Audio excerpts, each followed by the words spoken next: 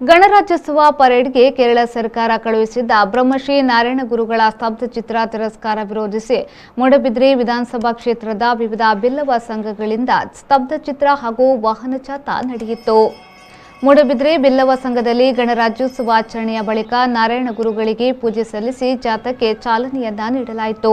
ಮಾಜಿ ಸಚಿವ ಕೆ ಅಭಯ್ ಚಂದ್ರ ಜೈನ್ ಜಾಥಾದ ನೇತೃತ್ವವನ್ನು ವಹಿಸಿ ಜಾಥಾಕ್ಕೆ ಚಾಲನೆಯನ್ನ ನೀಡಿದರು. ಬಳಿಕ ಪಾಲಡ್ಕ, ಬೆಳವಾಯಿ, ಶಿರ್ತಾಡಿ, ಇರ್ವೈಲ್, ಕಲಮುಣ್ಕೂರು, ನಿಟೋಡಿ ಬಿಲ್ಲವ ಸಂಘಗಳು, ಬಜ್ಪೆ ಹಾಗೂ ಮುಲ್ಕಿ ವ್ಯಾಪ್ತಿಯ ಬಿಲ್ಲವ ಸಂಘಗಳತ್ತ ಜಾಥಾ ಸಾಗಿತು. ಆಯಾ ಬಿಲ್ಲವ ಸಂಘಗಳಲ್ಲಿ ನಾರಾಯಣ ಗುರುಗಳ ಭಾವಚಿತ್ರಕ್ಕೆ ಪುಷ್ಪಾರ್ಪಣೆ, ಸ್ತಬ್ಧಚಿತ್ರಕ್ಕೆ ಆರತಿ ಬೆಳಗಲಾಯಿತು.